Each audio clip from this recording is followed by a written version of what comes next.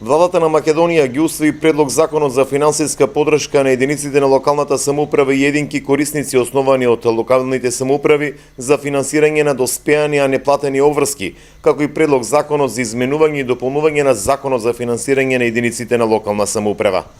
Со првиот закон се уредува финансиската поддршка за единиците на локалната самоуправа и нивните единки корисници од областа на образованието, културата, детската и социјалната заштита за финансирање на доспеани неплатени обврски. На овој начин ќе се подмират 51% од вкупниот пријавен износ заклучно со месец септември 2018, а за ова намена со ребалансот на буџетот на Република Македонија се обезбедени 3 милиарди и 32 милиони денари. Во југоистокот речиси сите општини имаат долгови за што реагираа градоначалниците кога ги превзедоа функциите минатата година. Од нив е побарано, но и се доставени стасаните и неподмирени обврски заклучно со септември оваа година.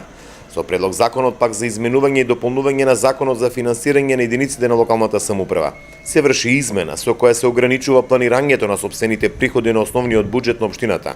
Општината сопствените приходи ќе може да ги планира до најмногу 10% од просечните приходи во последните 3 години. Доколку буџетот на општината не е изготвен во согласност со овие измени, истиот нема да биде впишан во трезорот на Министерството за финансии. Дополнително, измените на законот за финансирање на општините предвидуваат изголемување на транспарентноста. Општините на своите интернет страници ќе мора да објавуваат кому исплатиле и колку пари потрошиле.